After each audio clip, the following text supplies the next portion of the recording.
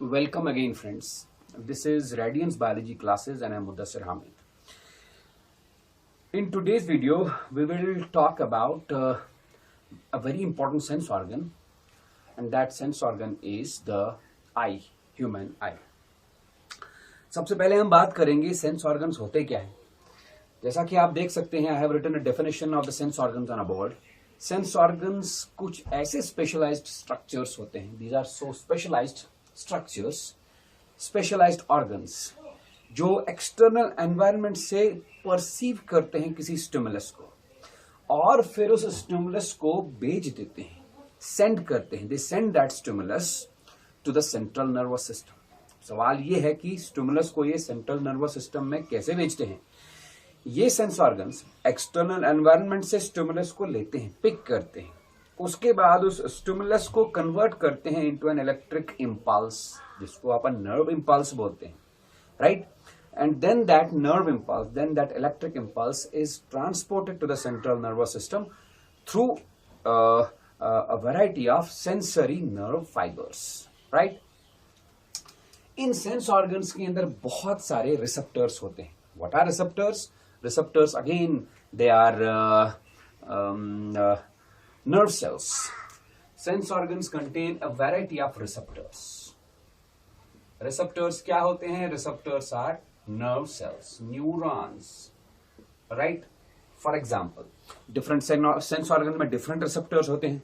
Like आप receptors की बात करो तो photoreceptors. Photoreceptors are found in the human eye. Not only human eye, किसी भी एनिमल की आंख में तो फोटो रिसेप्टर्स होते ही होते हैं. Photoreceptors, there are gustatoreceptors,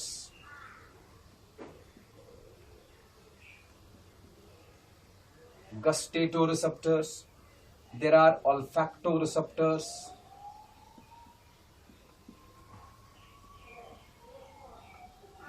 there are thermoreceptors, chemoreceptors, etc.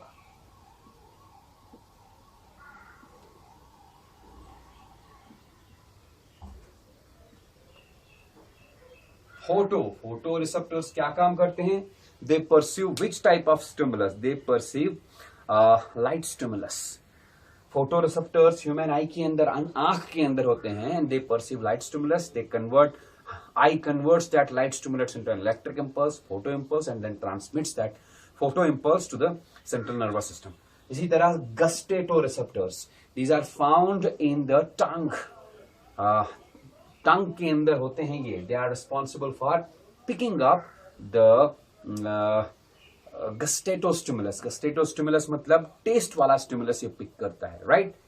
Olfactoreceptors, they are located in the olfactory organs, that is nose, nasal chambers. और ये क्या काम करते हैं? They pick up the olfactostimulus, that is ये smell वाला stimulus pick करते हैं. Similarly, there are thermoreceptors. Thermoreceptors pick up the temperature stimulus, and chemoreceptors pick up the stimulus generated by some chemicals, right?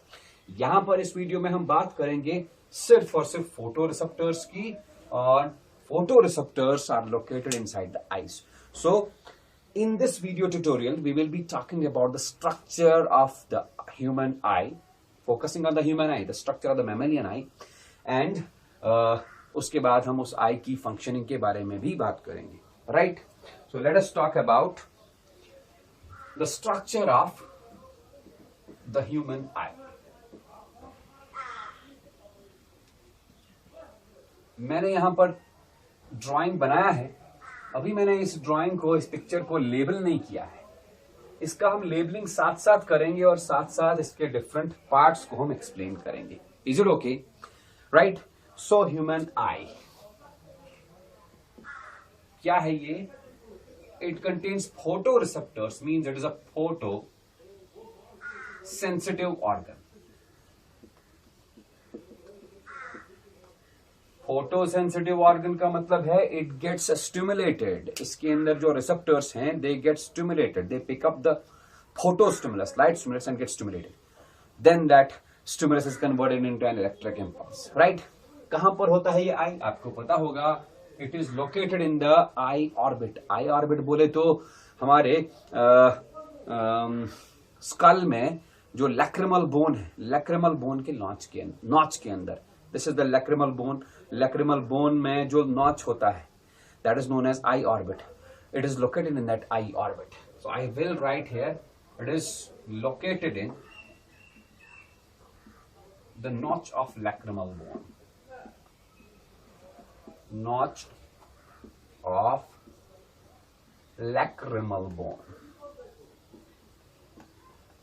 इसी lacrimal bone के notch को हम आई orbit भी बोल सकते हैं, राइट. इस ह्यूमन आई का सिर्फ 1/5 पोर्शन ही विजिबल होता है in between the two eye lashes. दो आई लैशेस के बीच में सिर्फ आगे वाला ये 1/5 पोर्शन विजिबल होगा. 1/5 पोर्शन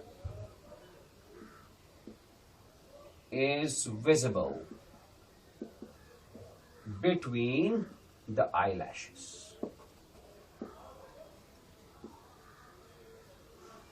Right? बाकी जो 4/5 पोर्शन है, that 4/5 पोर्शन 4/5 हिस्सा, that is hidden in the eye orbits, located hidden in eye orbit.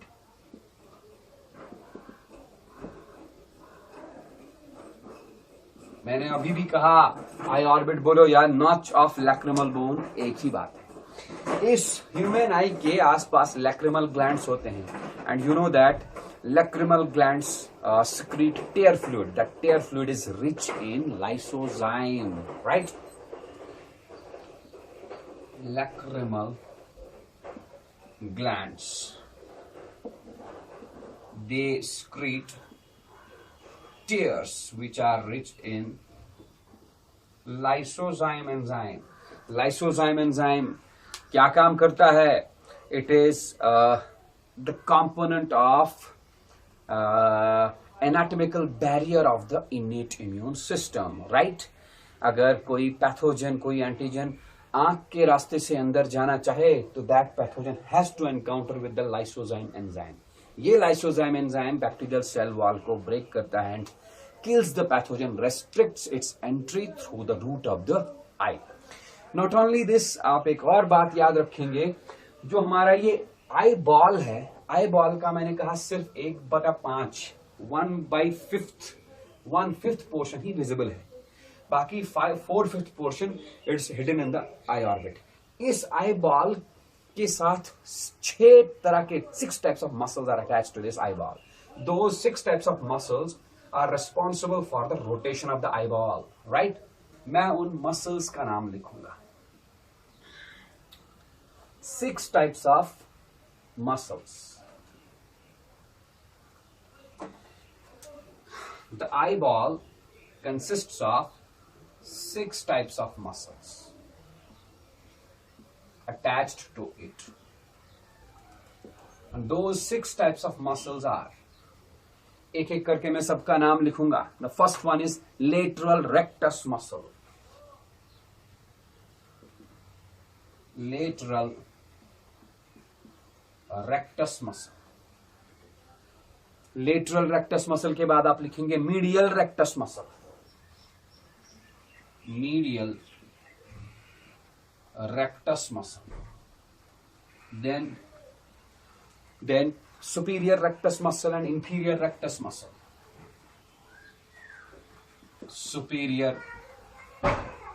rectus muscle. Inferior rectus muscle. Right? फिर 2 oblique muscles होते हैं. Inferior oblique muscle. Inferior oblique muscle. And finally, superior oblique muscle. Superior oblique muscle. These 6 types of muscles which are attached to the eyeball are responsible for rotation of the eyeball. Eye orbit में आपने देखा होगा हम eye ball को rotate कर सकते हैं. That rotation of the eye ball is because of the 6 types of muscles. Is it okay? अब मसल्स कॉन्ट्रैक्ट रिलैक्स होंगे तभी तो आई बॉल रोटेट होगा. लेकिन मसल्स के कॉन्ट्रैक्ट और रिलैक्स होने के पीछे किसका हाथ है? These muscles are innervated by some nerves. तो कौन से नर्व्स हैं ये आप लिखिए. The muscles of the eye ball, they are innervated by 3 nerves. एक सबसे पहले oculomotor nerve.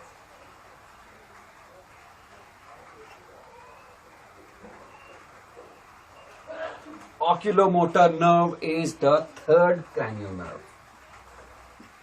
Right? Then आप लिखेंगे trochlear nerve.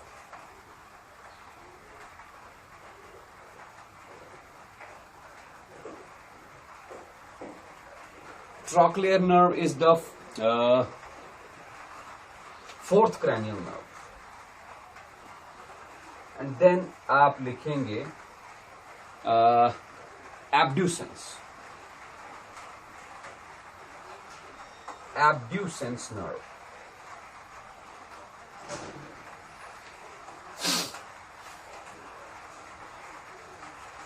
Abducens nerve, right? These 3 nerves innervate the muscles of the eyeball, and the contractions and relaxations of the muscles of the eyeball are responsible for the rotation of the eyeball in the eye orbit. इसके बाद हम बात करेंगे इस eyeball के detailed structure की. जैसे कि मैंने यहाँ पर ड्राइंग बनाया है, इसी ड्राइंग को हम लेबल करते जाएंगे और एक एक पार्ट को हम एक्सप्लेन करते जाएंगे. ओके? तो हम बात करेंगे इस आई बॉल के इंटरनल स्ट्रक्चर की. एक एक पार्ट को हम लेबल भी करते जाएंगे और उस पार्ट को हम एक्सप्लेन भी करते जाएंगे. राइट? तो पहला पार्ट इस आई बॉल का ये रहा फाइब्रस लेयर. फाइब्रस लेयर बोलो, फाइब्रस कोट बोल सकते हैं या फाइब्रस ट्यूनिक बोल सकते हैं, एक ही बात है. Right? This fibrous layer is the outer most covering जो मैंने ब्लैक से ड्रॉ किया हुआ है. राइट? इस फाइब्रस लेयर के फर्दर 2 पार्ट्स हैं. The first one is sclera and the second one is cornea. मैं ड्राइंग में, डायग्राम में मेंशन करूंगा, लेबल करूंगा. This is sclera and this one is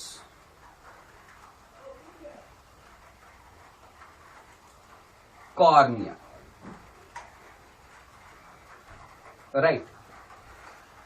both fibrous layer is, पहली बात तो आप ये याद रखेंगे, it is non vascular layer. मतलब ये है कि इसके अंदर कोई भी ब्लड सप्लाई नहीं होगी. यानी कि sclera and cornea both are non vascular layers. Right? This sclera is made up of hard white. It is made up of hard white colored opaque fibrous connective tissue. Human eye में जो sclera है, sclera it is composed of fibrous connective tissue. White fibrous connective tissue बहुत ही hard होता है, OPEC होता है. और ये sclera, this part is present in the eye orbit. Right? इसी फाइब्रस लेयर का आगे वाला हिस्सा, एंटीरियर मोस्ट पोर्शन, इसको हम कॉर्निया बोलेंगे. लेकिन ये कॉर्निया व्हाइट कलर का नहीं है, it is transparent. Transparent. And this cornea is covered by keratinised epithelium. Keratinised epithelium. ठीक है? ओके. यहां पर मैं एक पॉइंट मेंशन करना चाहूंगा. जो फ्रॉग का आई होता है, फ्रॉग के आई में सिक्लेरा फाइब्रस कनेक्टिव टिश्यू का नहीं बना होता, बल्कि it is composed of a cartilage. but in case of mammalian eyes, human eyes, this sclera is composed of white fibrous connective tissue. ये white color का होता है, that is why it is also known as white of the eye. White of the eye, right? Then this sclera is mesodermal in origin. Mesodermal, and it is a protective covering. It is protective in nature. While as cornea जो है, cornea is also mesodermal in origin, and this cornea is transparent. It's covered by keratinized epithelium, and ये oxygen लेता है directly environment से. It is in direct contact with the environment.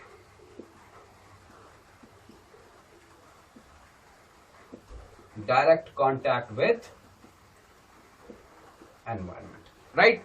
तो ये थी बात किसकी, फाइब्रस कोट की, फाइब्रस ट्यूनिक की, which is the outer most covering of the eye ball. इसके बाद हम बात करेंगे आई बॉल के नेक्स्ट लेयर की. That next layer, which is inner to the fibrous coat, that next layer is vascular tunic or vascular coat. Second one is vascular coat. Vascular coat. Vascular coat मैंने यहां drawing में, diagram में green colour से बनाया हुआ है. इस vascular coat के भी तीन पार्ट्स हैं, तीन हिस्से हैं, right. Let me right here. It has got three parts. The first one is choroid. ये रहा choroid. This choroid layer is pigmented layer. इसमें मेलानिन पिगमेंट होता है. मेलानिन पिगमेंट की वजह से it is little bit bluish in colour, और ये आई बॉल के अंदर डार्कनिंग करता है. डार्कनिंग की जरूरत क्या है? अगर यहां से लाइट रेडिएशन आया, कॉर्निया को पास किया, लेंस के थ्रू गया, वो लाइट रेडिएशन अंदर चला गया. अंदर अगर डार्क सरफेस ना हो तो उस लाइट रेडिएशन का इंटरनल रिफ्लेक्शन हो सकता है. लाइक दिस, लाइट रेडिएशन ऐसे आया, यहां पर पड़ा तो रिफ्लेक्ट होके यहां आया, यहां पड़ा तो रिफ्लेक्ट होके यहां आया, फिर यहां आया, फिर यहां आया, फिर वापस जा सकता था. इस चीज के रिफ्लेक्शन को हम टोटल इंटरनल रिफ्लेक्शन बोलते हैं. अगर ऐसा चीज हो जाता, total internal reflection eye ball के अंदर, तो रेटिना के ऊपर लाइट रेडिएशन फोकस ही नहीं हो पाता और इमेज नहीं बन पाता. इसलिए ये होना नहीं चाहिए. This total internal reflection is prevented by the pigmented choroid, right.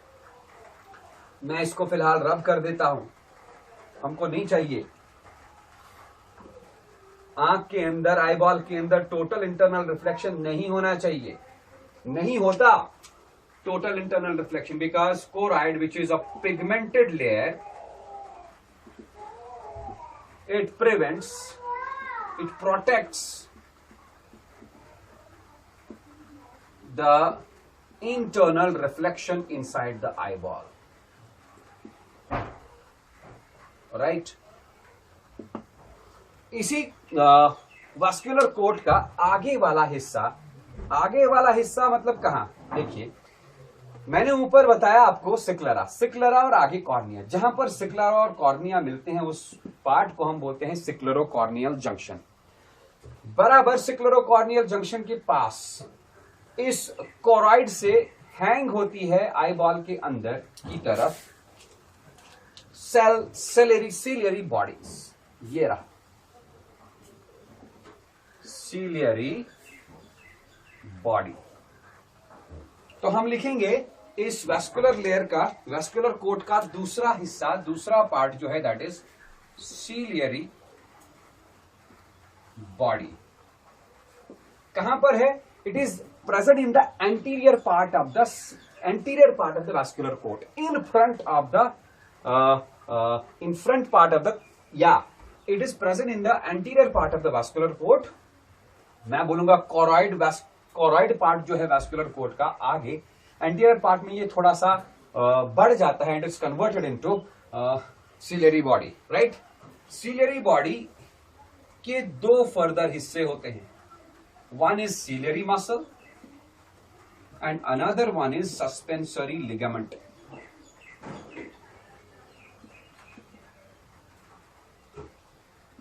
Is it okay?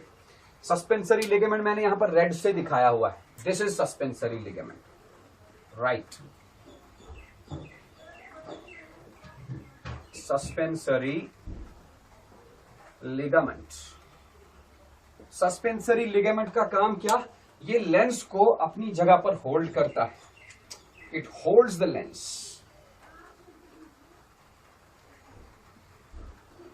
Holds the lens. और सीलरी मसल या सीलरी मसल का काम क्या है? सीलरी मसल का काम है ये, मैं यहां लिखूंगा, ciliary muscles are responsible for power of accommodation of आई।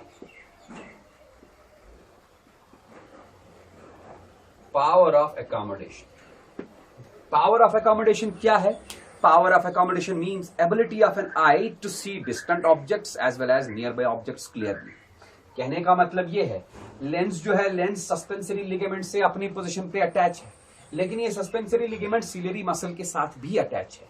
जब सीलरी मसल कॉन्ट्रैक्ट हो गया, सीलरी मसल के कॉन्ट्रैक्ट होने से लेंस का फोकल लेंथ चेंज हुआ, लेंस थिक हो गया। जब सीलरी मसल रिलैक्स हुआ, सीलरी मसल के रिलैक्स होने से लेंस का फोकल लेंथ अगेन चेंज हुआ। फोकल लेंथ मतलब सीलरी मसल के कॉन्ट्रैक्ट और रिलैक्स होने से लेंस कभी कभार थिन हो जाता है, कभी कभार थिक हो जाता है, राइट।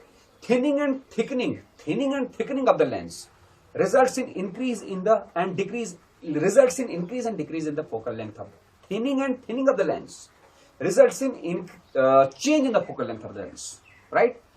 लेंस का फोकल लेंथ चेंज हो गया, तब जाके लेंस दूर की चीजें और नजदीक की चीजें दिखाई देगा। लेंस दूर की चीजें और नजदीक की चीजों को फोकस कर पाता है and eyes are able to see nearby as well as distant objects clearly. Is it okay? This is done by the contraction and relaxation of the ciliary muscles. तो कुल मिला के बात यह है, सीलरी मसल्स कॉन्ट्रैक्ट और relax होते हैं। इनके कॉन्ट्रैक्ट और रिलैक्स होने से लेंस का शेप चेंज होता जाता है, लेंस कभी थिन होगा, कभी थिक होगा। Thinning and thickening of the lens results in change in the focal length of the lens. Lens का फोकल लेंथ चेंज हो गया, तब जाके लेंस दूर की चीजें और साफ की चीजें देख पाएगा। This ability of the eye to see distant as well as nearby objects clearly is known as power of accommodation. And power of accommodation is dependent upon ciliary muscles, right. Ciliary body दूसरा काम भी करेगा। क्या काम करेगा? Ciliary bodies secrete two fluids. दो तरह के फ्लूइड ये सिक्रीट करता है। एक फ्लूइड यहां सिक्रीट करेगा, इस बड़े से चैम्बर में। इस बड़े से चैम्बर को हम बोलते हैं vitreous chamber. Vitreous chamber. Vitreous chamber में एक फ्लूइड आएगा, that fluid is known as vitreous humour. This vitreous humor is secreted by ciliary body. The ciliary body secretes what? Vitreous humor. कहां पर? Inside the vitreous chamber. दूसरा, ciliary body आगे वाले chamber में, ये वाला चेंबर जो कॉर्निया और लेंस के बीच का चेंबर है, इस चेंबर को हम एक्वस चेंबर बोलते हैं। और एक्वस चेंबर में ये फ्लूइड रिलीज करेगा, that fluid is known as aqueous humour, right। It also secretes aqueous humor. Is it okay? Ciliary bodies vitreous humor और aqueous humor secrete करेंगी। ये vitreous humor और aqueous humor क्या काम करते हैं? They maintain pressure in the eyeball। Eyeball के अंदर प्रेशर को मेंटेन रखते हैं। आईबॉल के अंदर का प्रेशर जो है, that pressure is known as, मैं यहां लिखूं, intraocular pressure.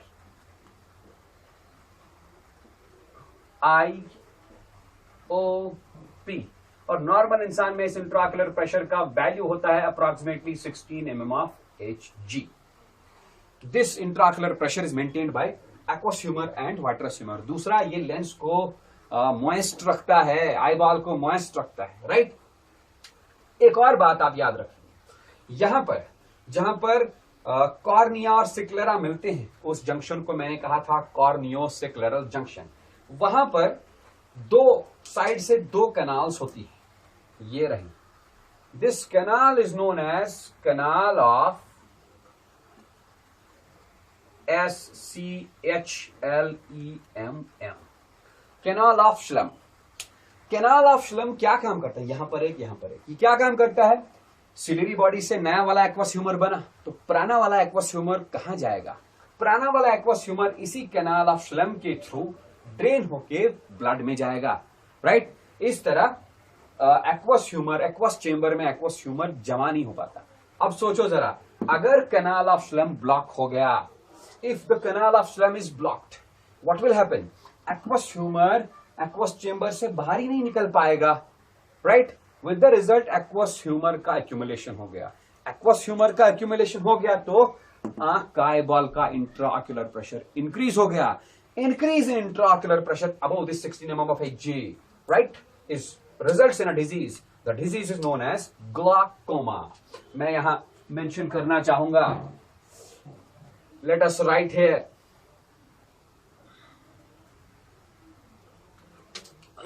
Blockage. What? Blockage of canal of Schlemm. SCHLEMMS. What they do?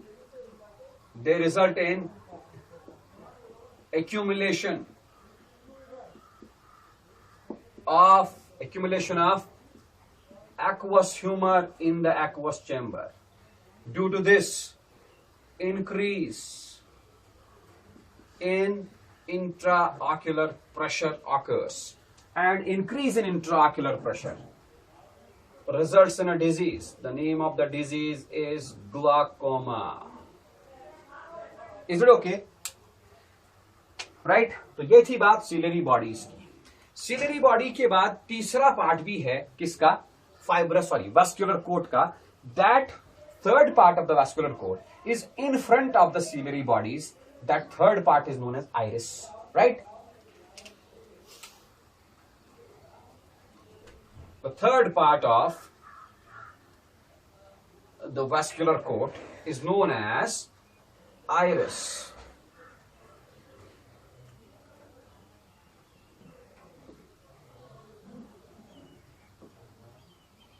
ये रहा iris. This is iris. Iris के सेंटर में एक पोर होता है. The pore is known as pupil. इसी प्यूपिल के थ्रू लाइट अंदर जाएगी. It is dark in colour. क्यों डार्क? क्योंकि इस प्यूपिल के अंदर ऑलमोस्ट सारी लाइट रेडिएशंस एब्जॉर्ब होती हैं. It appears dark in colour, right. Okay, हम बात करेंगे पहले आइरिस की. Iris. Iris is composed of at the front most part of the vascular coat, and it is composed of muscles which are ectodermal in origin. Muscles. These are ectodermal. आप देख सकते हो ज्यादातर आई के पार्ट्स जो अभी तक मैंने बताया they are mesodermal in origin.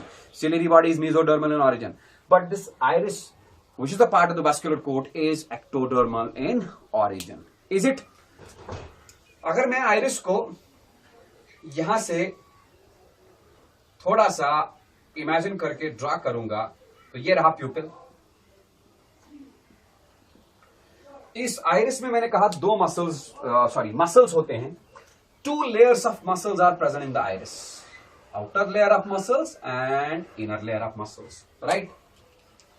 Outer layer of muscles in the iris is known as dilators.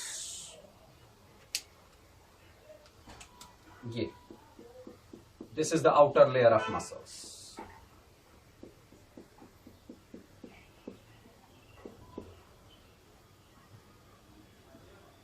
outer layer of muscles, outer circle of muscles rather. इस outer circle of muscles को हम dilator muscles बोलेंगे and they are radial muscles. Outer radial muscles. These are known as dilators. Is it okay? And inner circle of muscles. This inner circle of muscles is known as inner circular muscles. These are known as sphincters. Is it okay? Dilators and sphincters. Sphincters are circular muscles and dilators are radial muscles. अब देखो, these dilators, they contract. जब ये contract होंगे, बाहर वाला circle muscles का जब ये कॉन्ट्रैक्ट होगा, इनके कॉन्ट्रैक्शन से आइरिस का क्या होगा? कंस्ट्रिक्शन होगा. Constriction of the iris results in increase in the diameter of the pupil. तो when these muscles contract, iris constricts, छोटा हो जाएगा iris, and the result will be increase in diameter of pupil, right? And sphincters, इनके साथ भी कुछ ऐसा ही होगा. क्या? When sphincters contract, they contract, their contraction results in expansion of iris. Iris expand होगा. Expansion of iris results in decrease in pupil diameter.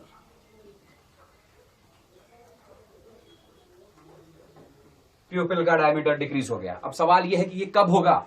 This happens, increase in the diameter of the pupil happens in dim light. So they function in dim light. Dim light में क्या? Dim light है, बाहर dim light है, बहुत कम light है, इंसान को चीजें अच्छे से दिखाई नहीं देती. उस वक्त जरूरी है प्यूपिल वाइड होना, और प्यूपिल वाइड होगा तो जितनी भी थोड़ी बहुत लाइट है वो सारी लाइट रेडिएशन जल्दी जल्दी अंदर जाएंगी और इंसान को दिखने लगेगा. तब जाके प्यूपिल, जरूरी है प्यूपिल का वाइड होना. प्यूपिल वाइड तब होगा जब डायलेटर मसल्स कॉन्ट्रैक्ट होंगे. डायलेटर मसल के कॉन्ट्रैक्ट होने से पूरा का पूरा आइरिस क्या होगा? कंस्ट्रिक्ट होगा, पीछे की तरफ खींच जाएगा, मतलब छोटा होगा, and increase in the diameter of the pupil occurs. This process of increase in the diameter of the pupil due to the constriction of the iris, which occurs due to the contraction of the radial muscles, which occurs due to the contraction of the dilators, this process is known as mydriasis. मैं यहां लिखूं mydriasis, and it occurs in dim light. This process occurs in bright light. जब इंसान बहुत ही intense bright light में जाएगा, उस वक्त अगर लाइट बहुत सारी चली गई आंखों के अंदर तो लाइट आंखों को डैमेज कर सकती है. देयरफॉर प्यूपिल को छोटा होना पड़ेगा. कैसे प्यूपिल छोटा होगा? अंदर वाला सर्कल ऑफ मसल्स जिनको हम स्फिंक्टर्स बोलते हैं, दे कॉन्ट्रैक्ट, एक्सपेंशन हो जाएगा, बड़ा हो जाएगा iris, with the result प्यूपिल diameter decreases and आंखें बच जाएंगी डैमेज से. This process occurs in bright light and the process is known as meiosis. इसको meiosis के साथ आप कंफ्यूज ना करें. meiosis is cell division, it is meiosis. उसका स्पेलिंग है MEIOSIS. It is MIOSIS. Meiosis is the decrease in the diameter of the pupil due to the contraction of the sphincter muscles. It occurs in the bright light. It occurs in order to protect the damage to the eyeball in the very bright light. Right? तो ये थी कहानी vascular coat की. इसके बाद हमारा आएगा the third coat, which is inner to the vascular coat. The third coat is known as neurosensory coat और neurosensory layer. This neurosensory layer is consisting of retina. मैं मेंशन करके रखूंगा यहां पर. This is neurosensory layer. This neurosensory layer will be discussed in our next video. Okay, thank you.